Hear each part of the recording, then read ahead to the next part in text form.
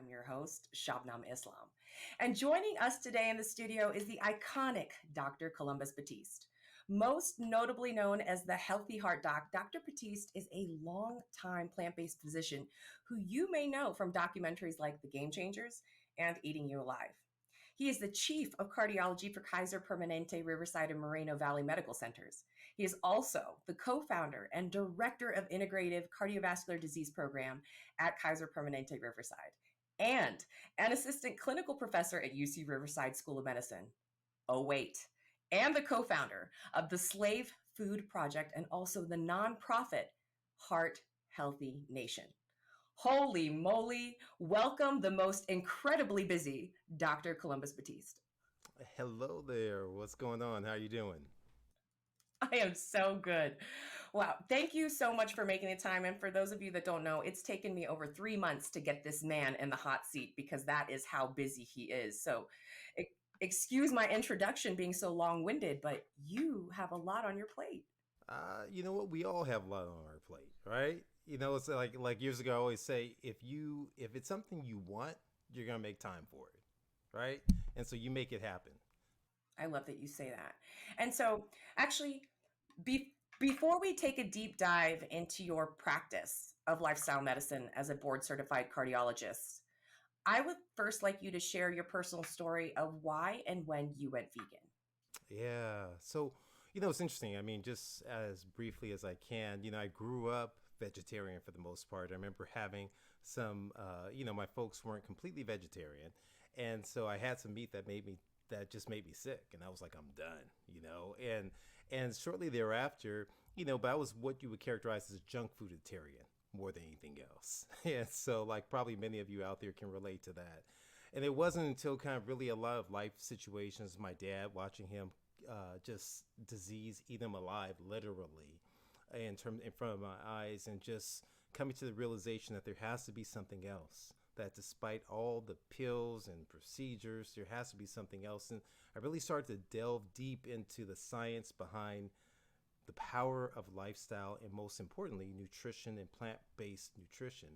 And my eyes were open, and that was it. No turning back at that point. And so, at least for myself personally, and then I just started to kind of dip my toe and take that leap of faith to go ahead and set myself out there and start telling patients and telling colleagues and everything else. And that's never an easy journey when you're doing something different. It's a little bit easier now, not to make it sound like I walked uphill in snow and everyone else has it easier than I do. But, I certainly am not at the level of Esselstyn and Ornish, the giants out there. But it still wasn't so predominant like it is now. And so I was afraid to be seen as that guy. I mean, as you can tell, I have a very rich chocolate tan.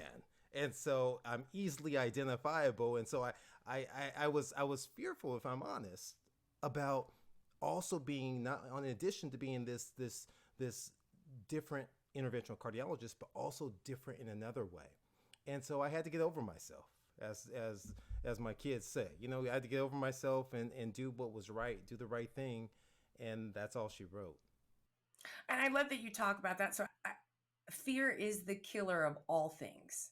And so, how is someone like you, who's actually established themselves in the field as one of the experts, one of the go-tos, as we would call the goats, um, how do you send that message across to people that are letting fear take stop them from taking the next step?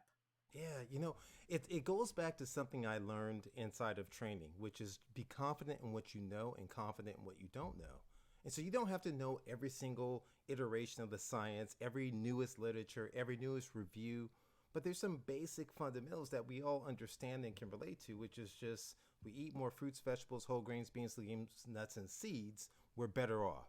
Now, how we go about that, just dig down deep into your own culture, into what you do or your family has done, maybe not in this current generation, but maybe in generations gone by in the past. And that makes it simple. Just make it relatable to people and get out of your own way. Now, for those people that don't know, what is lifestyle medicine? Yeah. So, I mean, lifestyle medicine, I'm glad you said lifestyle medicine instead of alternative medicine, because that's probably one of the things that kind of irks me is when people say alternative medicine, which implies it's somewhat less than. and that it should be done when you've exhausted everything else. But what the studies clearly have shown is that when we embrace the power of things that you have control over, that's why it's so hard, right? Things you have control over, like your sleep, your mindfulness, the thoughts you choose to put into your mind, right? The foods you choose to put into your body that have a relationship to the world around you, the environment, the animals, your own health, your own microbiome, the relationships you choose to have, how you choose in terms of laughing or being angry, right? All these things play such a unique role in terms of the outcomes of your health. And study after study after study continues to highlight the power of these simple tools, but we don't like simple. We like shiny. We like bright. We like new. We like sexy. So we say, give me the stents, doc. Give me the brand new pills, doc. Give me everything else except for what I can do individually. And so that's what lifestyle is. And that's what we all have to get back to. I love that. And now you briefly discussed how you arrived to the advocacy of plant based medicine as your career focus with the untimely death of actually one very important Black man in your life, your father, who died from diabetic complications. But also on your website, you talk about how the impact of your father in law's death due to, I guess, renal associated failures due to high blood pressure. Now, what I really want to know is how do these chronic, possibly preventable diseases like diabetes, high blood pressure, stroke, even heart disease disproportionately affect African Americans, particularly in contrast to white Americans? Yeah. Now that's a loaded question. Now you should you sure you want to go there? All right. So that's a loaded question. So I mean, when we look, I mean, I think the one thing we know is that it is our DNA is not our destiny. This is not because of some genetic malformation. This is not because of a genetic predisposition, because we actually identify, and it's well recognized, that race is a social construct. And so if we do the analogy, if we do the timeline, we say race is a social construct, which means it's constructed by human beings to categorize people and individuals and to perhaps their areas of identification. We also know that racial health disparities are a subset of of a social construct. And so when we look at disparities and we look at zip codes of where individuals live, that historically have a level of redlining, of this demarcation that's a social construct. When we look at access to healthful foods, that has this historical perspective of, once again, being a social construct, and that dovetails into finances, it dovetails into education, right? We could, that's a whole different subject for a different day. But when we look at all that confluence of things, of these disparities, what happens as a result is we look that each of them plays a role in terms of the health outcomes of groups of individuals. And some of the most affected by it are African Americans, Latinos, indigenous populations are heavily affected still to this day. You know, what's so interesting is that W.B. Du Bois wrote back in the late 1890s about the state of African American health, and it's eerily identical to what we're experiencing now.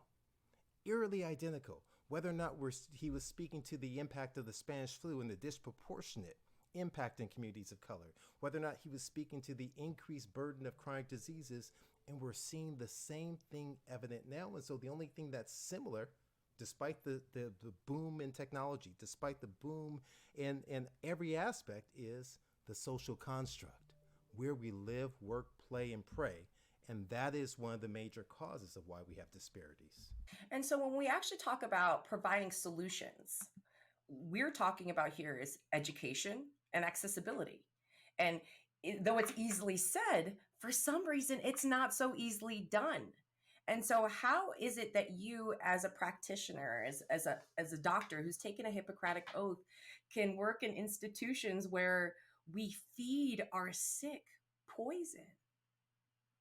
You know, so what do we say there? Well, I mean, I think we have to continue the fight. I mean, this has been a lifelong, a generational struggle for equal rights, for opportunity, right, for health and wellness. And so, same thing has to take place inside of these health organizations. And what I could tell you is the fact that in the podcast that we talk about in our platform of Slave Food Project, we talk about resources go where value is placed. resources go, where value is placed. So if we follow that thread for a second, healthcare organizations value the assessment of patients. Why? Because those assessments come back into ratings of the hospital, which then dovetail into reimbursements. So if the vast majority of the patients are like, I don't want this food, give me a burger, and their food quality is horrible, or this is horrible, or there's an increased waste, we're seeing that this transition. But I say that we have to have a shift in our mindset. As people would tell me when I started out my career, Doc, I'm gonna give you what you need, not what you ask for. They said you may not know exactly what you truly need. As a brand new interventional cardiologist, we're going to give you what you need, not what you ask for. When patients come into the hospital, our job as practitioners is, one, to have be empathize with them, two, provide appropriate care, but that's also evidence, and provide them with what they need, right? Right. And appropriate care may not be feeding someone a hamburger post a cardiac surgery. And so it's the antithesis of healing. Correct. And there's no may not be. It absolutely is not the appropriate care for these individuals to receive that whatsoever. And it just demonstrates the fact that there's a lot of work left that needs to be done. There's been some subtle progress that's been made in some institutions, and some in California and New York specifically, looking at the construct and the offerings of more plant-rich foods and so forth. But this needs to be more pervasive. It needs to be more uniform and the standard as opposed to the exception.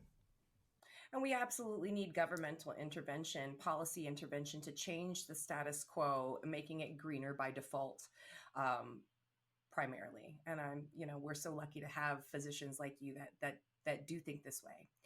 But I do want to touch up briefly on what you were talking about, the slave food project, because I don't think enough people know about it, and maybe the name may deter someone from seeing it, but I think it is so amazing what you're talking about here. So I'd love for you to share what viewers can expect to find there. Yeah, I mean, the name is definitely controversial, and it's something that kind of jumps out there at you. But it's really what they characterize as a double entendre.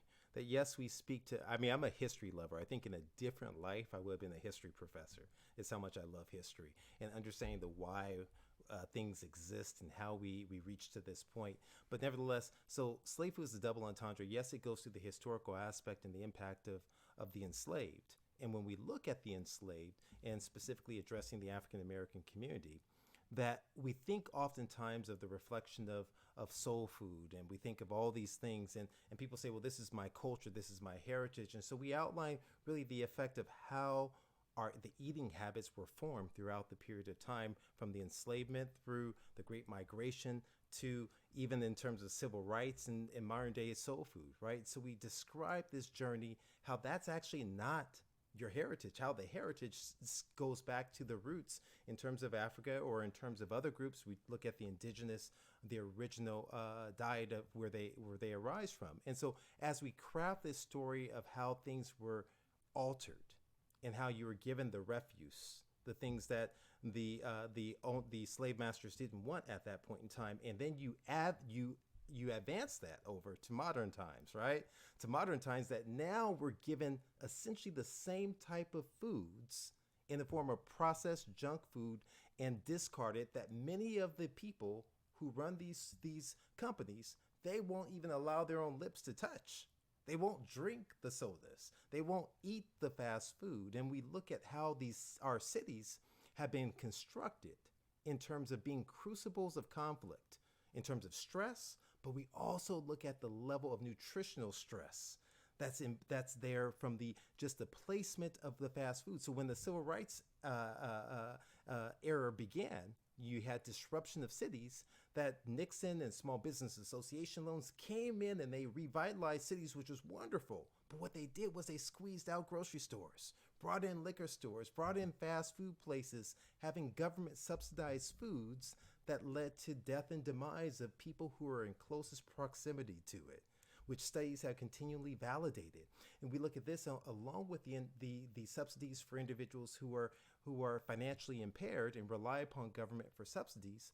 All these things play a role. And so we talk about this, and I'll end it with this I remember when I began my journey, and I told you that I moved from being a junk fooditarian over to eating a little bit, eating healthier. So I'm at the grocery store, just like everybody else. I had gotten my vegetables, I had my Swiss chard, I had everything. Just I was rolling, right? I get to the checkout line, and of course I choose the wrong line, like everybody else. And I'm there for a while, and so everything's just calling to me. The candy bars are calling to me. They're like, Columbus, hey, come over here. Hey, what you doing? And I look, I'm like, who's talking to me? All of a sudden, all of a, all of a sudden, last minute, I just grab a candy bar and put it on the conveyor on the belt, right? And I look up like nobody's seeing me. I'm a grown man, but I'm still looking like nobody's seeing me. The checkout clerk says to me, I'll never forget these words. Man, I thought you were the healthiest person I'd ever seen until I realized you were just like the rest of us. Addicted, enslaved. Enslaved means I do not want to do this, but somehow I'm chained to these foods. They continue to attach me despite understanding, having full knowledge of the negative impact it will have on my body, my health, and my future. That whether or not it's for a person who's trying to get off of meat, the impact on the environment, on animals, that we begin to see all this, that despite this, I'm still enslaved based upon the construct, the way that it's been packaged and put together for me. The layers from psychology in terms of the advertisement all the way down to the refinement of the chemicals for the bliss point that's there. And I realized that we're all still enslaved. All of us, whether our color, our gender, our race, our creed, any of these things, that we all are, and that we need to break this cycle and we need to build and change, and there's a better way for us all. So that's the Wow. That is deep. For you guys that don't know, that have not checked out the Slave Project, shame on you. It is moderated by his lovely wife, and they have wonderful guests like Dr. Milton Mills and Tracy McCorder. I have taken a deep dive into the Slave Project, and I am obsessed. And so we need more work like that done by people like you. And so thank you for sharing that with us. Um, but what I really love is I wanted to know was, what was the creation of Healthy Heart Nation, that nonprofit, so important for you? Like, what more did you seek to provide the community through this organization that you actually couldn't do with Kaiser Permanente or through the academic institution in which you teach? yeah. Well, I mean, when we look at the aspects of health, it extends beyond. It's one thing for me to tell a patient. And let me take a step back. So I remember in practice, I had a patient where she was what we would now call a frontline worker. That terminology didn't exist. She was not African American, had a young family, had a heart attack. Recommended medications for her, cardiac rehab, a lifestyle. She couldn't make the appointments. Why? Because she had to work. And so continually, she had repeated heart attacks before she passed away. And I remember looking there just troubled over the layers of what we could not provide, which were just not available to us. And so in that moment, I began to kind of think, we need to do more. We need to dive into a way in which we can approach folks. And so thankfully, I didn't want to get involved on the board as once I formed Healthy Heart Nation. But my wife and the board and the people we selected for the board, they said, you know what, Columbus, listen, you're always talking about where you live, work, play, and pray. We need to address this holistically. We need to not just address the nutrition and the health, but also the health of the community. That the community health of an individual is just a reflection of the health of the community. So we need to address the education piece. We need to address the business piece or financial. We need to address the justice aspect. We need to address in terms of community services as a whole on top of the health. And so that was the premise, and that was the foundation, with the goal to provide scholarships to students trying to seek higher education, mentorship, trying to provide educational series for individuals, trying to put on, thankfully I'm excited, we're about to put on our first conference called the HELP Conference, Health Equity Lifestyle Project. It will take place in Huntsville, Alabama, right? And it's the home of 3 historically Black colleges and universities, the heart attack belt of the South, right? And the goal is to really emphasize the power of nutrition for transforming everything from maternal infant mortality to diabetes to cardiovascular health to Alzheimer's and mental health as a whole.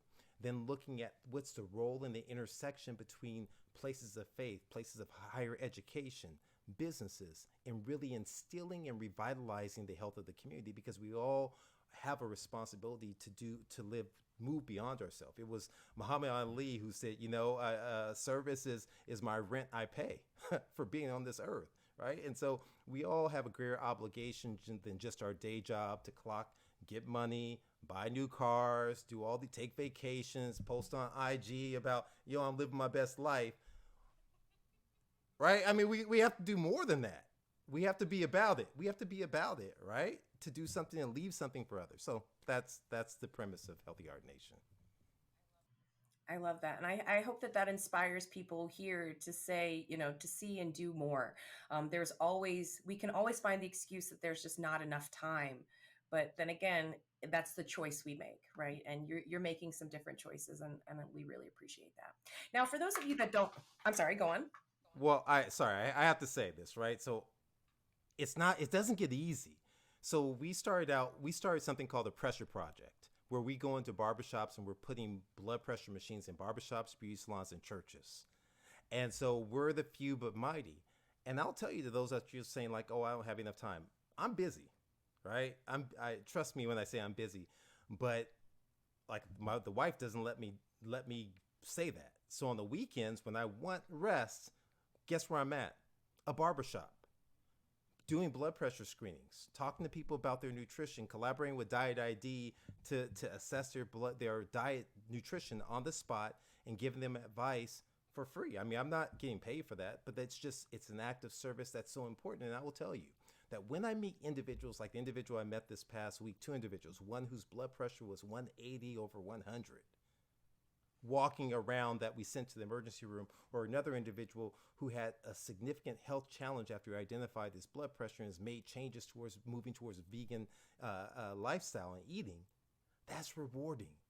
So even though I'm giving of myself, I'm actually receiving way more than I'm giving when I recognize the fact that I can have a domino effect not only in this individual's life, but the life of those that they're surrounded by. And so that's what I would pose to people, is that yes, you're busy, but studies have shown that when you volunteer, that when you give of yourself, you're going to get back way more than you're giving, and it extends itself into longevity of years lived, lower blood pressure, improved cardiovascular health. So you actually are empowering yourself. It's actually selfish when you give of yourself, is what I want to tell you. So That's true. Plenty of research that goes to defend servant leadership and its many benefits, and so that exceeds educational leadership, right? We're talking about having true health impacts, not just for the communities you reach, but for individuals themselves. And so that's beautiful. I love that you brought that up. Do more, people, basically, is what he's saying. So for those of you Be Kind Connects people that don't know, I actually had the pleasure of meeting Dr. Batiste here at the live taping of the Exam Room podcast hosted by our friend Chuck Carroll, where leaders like you and Dr. Neil Bernard and Dr. Christy Funk were discussing in detail the physiological impacts of eating meat or animal-based products like dairy. But what we really didn't tap into too much there was, what about those people that advocate for a lifestyle of moderation? Like, what are the cumulative effects of engaging in poor lifestyle behaviors, but in moderation? I think I analogize it to people. The simple way I bring it up to people is that I prescribe medications. I still prescribe pills. There is a place and a time for even medications. But here's the thing, what I realized early on. I can give one individual a small amount and they have a horrific response immediately. I can give another person a large amount and their response doesn't take place till later on, if they have it at all. The same thing happens when you eat these foods. When you eat the foods that have been continually shown to be detrimental to you. That yes, you may not have an immediate response, but trust me, this response it's laying its foothold beneath the surface before it manifests itself. It reminds me of when I was too smart for my own self, and I left college, drove from back east, back to the West Coast. And I took my car into the mechanic and they said, you shouldn't put that car on the road. I said, you think I just born yesterday? This car's been running around fine. I'm good. I got on that road. I started driving past all these states, and all of a sudden the engine started, before it finally broke down. Now, the mechanic couldn't tell me that when I was going to break down. He told me he saw signs of wear and tear that, based upon what I was doing, it was going to break down. And that's what I think the key that people have to recognize when you embrace this idea and concept of moderation. Moderation does truly kill. And you have to really wage every day. Is this adding to my life? Is it a part of what my goal is? If my plan is, if my impression is I want to live a healthful life, my plan every day is I have to choose what I eat wisely. I have to choose to move more than I sit. I have to work out inside that 114-degree heat and talk about it like it's a sauna, right? That sweating is good for me. I got to make it happen. He's so funny. He's giving me a hard time because I just moved to Vegas and I'm missing my beach workouts on the daily. So my spoiled accessibility life there. But you're right. It is a matter of choice, and every choice has a cost. You just want to know whether it's short term or long term. And so I like that we're touching on this because you're a physician who specializes in interventional cardiology. And so I'd like you to tell our viewers what really are the real costs associated for eating an animal based diet compared to a plant based diet. Like, for example, uh, like what type of long term care is required after you have like an angioplasty? If these clients don't change their lifestyle, are they looking at another surgery down the road? Yeah, so I think one, we know first and foremost that there's roughly 700 to 800,000 heart attacks that happen every single year. And of that, about 30 to 35% are from a second, third, or fourth heart attack. That means that over 30%, a third, are happening from a second, third. And so we look at this, and here's a key: the vast majority are silent heart attacks. You never know you have it. So when our special Indiana Jones is out right now, so he's an archaeologist, and you think back in the day, we have our archaeologists of the healthcare field are called pathologists. And when pathologists go in and they uncover and explore and figure out exactly what happened to an individual, oftentimes they find heart attacks that have healed upon healed heart attacks before one that ends your life. What I can tell you is that every day, these decisions that we make by having an animal based diet that increases our inflammation, that increases our risk in terms of having an adverse event, and there's direct correlation that we've seen continually, it exposes you and places you at risk for a heart attack. Now, does that mean it's going to be 100% of people? No.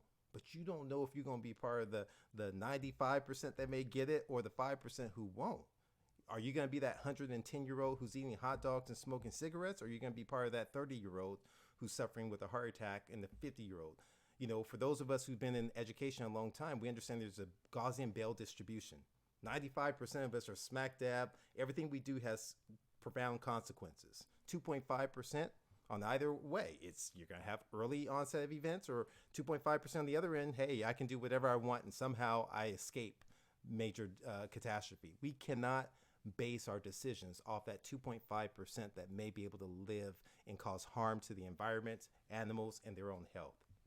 And so let's talk about those standard deviations, or what we call those outliers, right? What percentage of your clients, let's just put this in ballpark, are plant-based that have needed medical intervention, like cardiovascular kind of repair, compared to those eating meat-centric diets patients? Yeah, so that's a great question. So I have not met someone who is whole food plant based who comes in with an acute heart attack and requires stenting. I have met individuals who have made the transition after an event into eating healthfully and who perhaps need to have still additional procedures or medications done as their body has sustained injury from prior years. I have met individuals who've eaten a version of the standard American diet, which is unhealthful, like I talked about, a junk fooditarian who've required it. But when those who've eaten aggressively a whole food plant based diet without a history of events, I have seen nothing but success for those individuals in my clinic and have not sustained events. Now, everyone's going to be different, and so granted, I'm not making a broad sweeping statement that it's impossible, but I'm saying your odds are improved astronomically when you adopt this. Absolutely. And also, when we think about people in terms of BMI or obesity factors that are needing assistance, like angioplasties or heart bypass surgeries, we have to think that there is a correlation or relationship between that and obesity. So when we start looking at this in a whole, like what impacts does obesity actually have on genes and the possible inheritance of these genes that maybe genetically predispose them to obesity?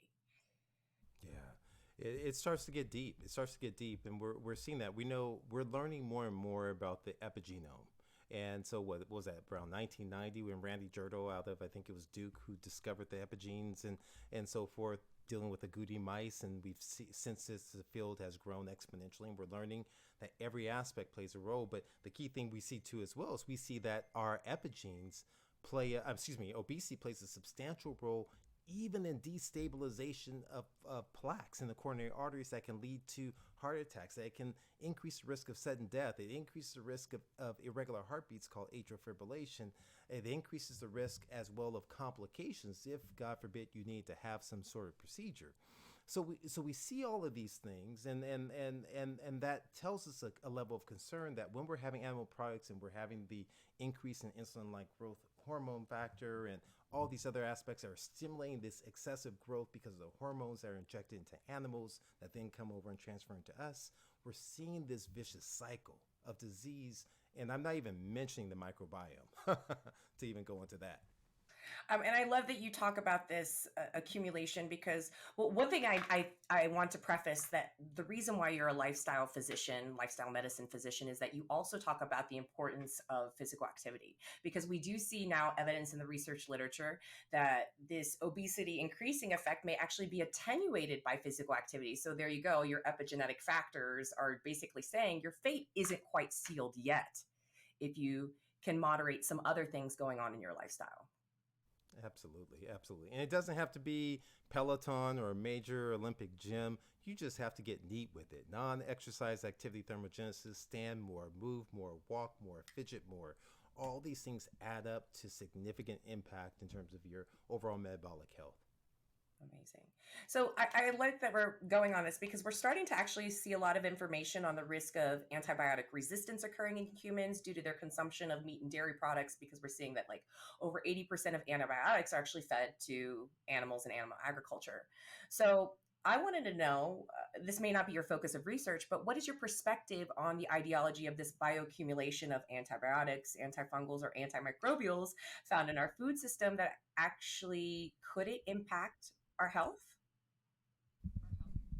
Absolutely. I mean, there's great concern right now inside of the medical community over antibiotic resistance and this accumulation that's there, and we're seeing it. We're seeing obviously animals are injected with antibiotics as part of the whole animal farming and so forth, and this leads to such tremendous detriment to individuals and translates over, and we see this really as it plays out every single day. Combined with the fact that when you go into doctors, people are just looking for antibiotics, thinking it's a solution to everything, and it's not in many instances.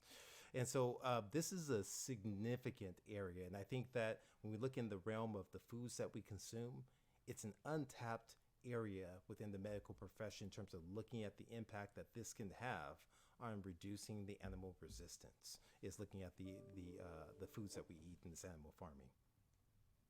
Amazing. And so considering the ideology that the impacts that obesity has on gene inheritance, do you think that antibiotic resistance actually has the same capability? To trigger obesity?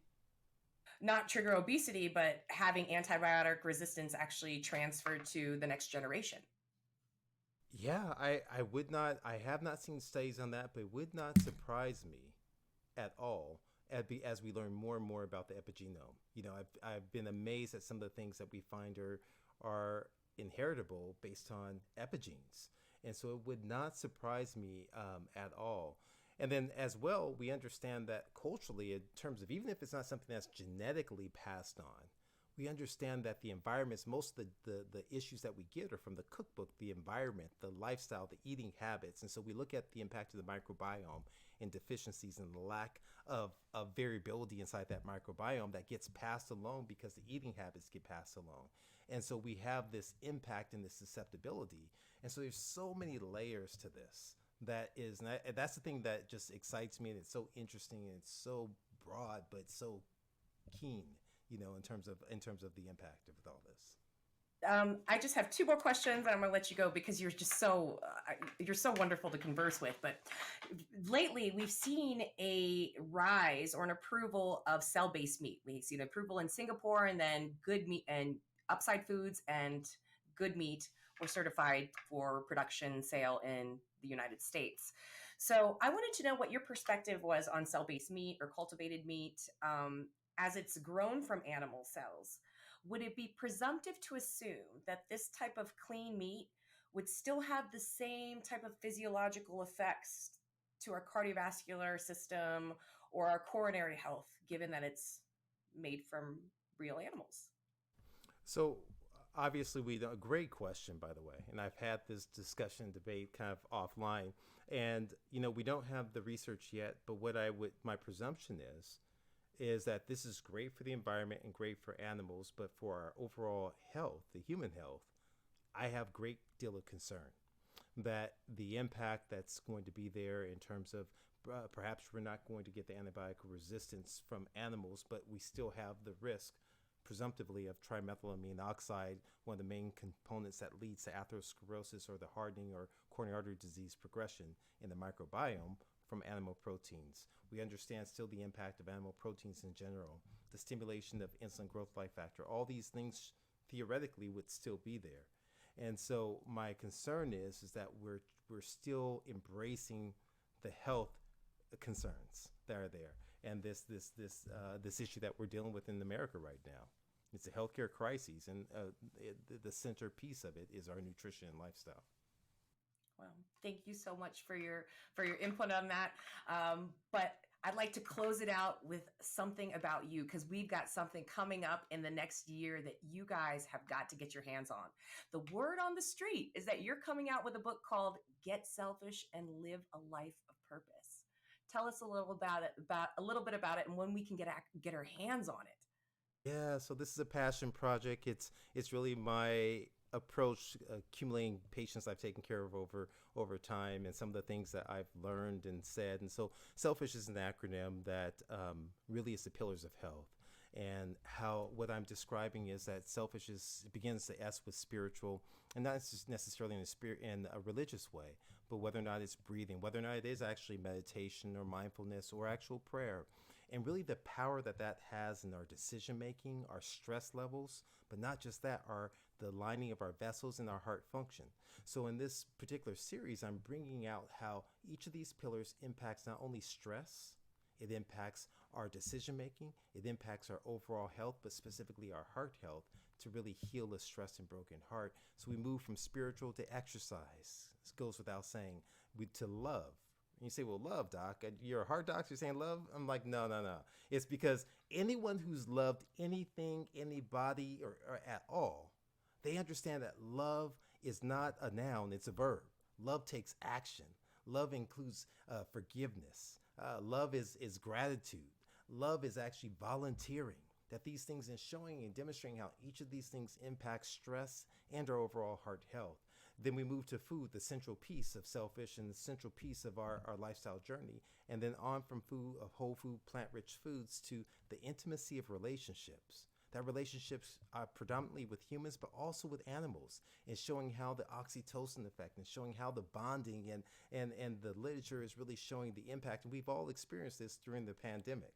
And then finally moving over to the second S, which is that of sleep, something we all curtail when times get busy. And last, humor. One of the things I learned a long time ago, I started asking patients, I actually asked a colleague, I was hosting a chief meeting with the chiefs, and I saw one of my colleagues who's a chief, and he was looking stressed. I said, man, tell me, when's the last time you just laughed? You did something fun just for yourself.